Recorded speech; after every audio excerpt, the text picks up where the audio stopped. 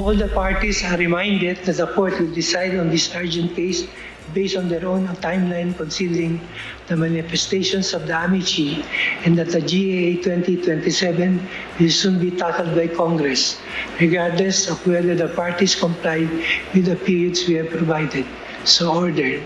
Umabot sa 6 na sesyon ng oral arguments ang ginawa ng Korte Suprema para talakayin ang legalidad ng unprogram appropriations sa ilalim ng 2024 hanggang 2026 national budget. Kahapon, formal nang tinapos ng Supreme Court ang pagtalakay dito. Kaugnay nito, pinagsusumite ng kataas-taasang hukuman ng memoranda sa loob ng 20 calendar days ang magkabilang partido at resource person na inimbitahan ng Korte.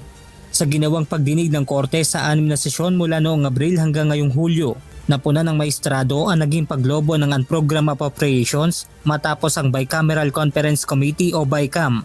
Sa ilalim ng National Expenditures Program o NEP, sa bersyon ng Senado at Kamara, pare-pareho itong nakatakda sa 281.9 billion pesos. Ngunit matapos ang BICAM, nadagdagan ito ng nasa mahigit 449.5 billion pesos. Kaya naman kung susumahin ay lumobo pa ito sa 731.4 billion pesos.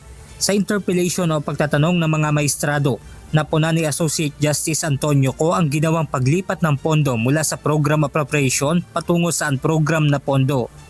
If you go to the 2023, 24, 25 unprogram appropriations, lahat doon, karamihan doon ng project, hindi emergency.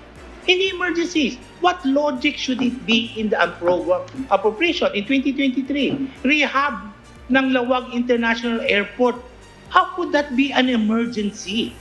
That's a long-term project. You could include that in the program appropriation. Bakit mo sinasama sa program at tatanggalin mo ibang funding sa program appropriation?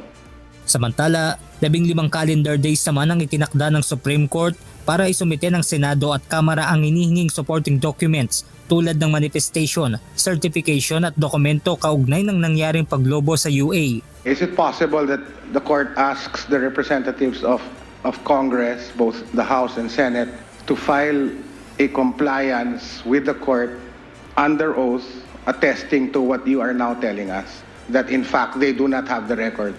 Nauna nang hiningi ng SC ang supporting documents, ngunit bigo naman ang Office of the Solicitor General na makakuha ng kopya nito sa Kongreso. Those are not part of the submissions, Your Honor. We relayed to our clients, the House and the Senate, and they furnished us with the BICAM report and their joint explanation of the differences in that were effected in the changes during the BICAM meeting, Your Honor. May I share with you, like, there are some institutional concerns also for them.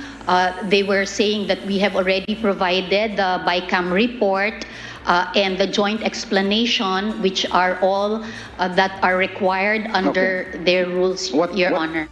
Benedict Samson, humahataw sa balita ngayon.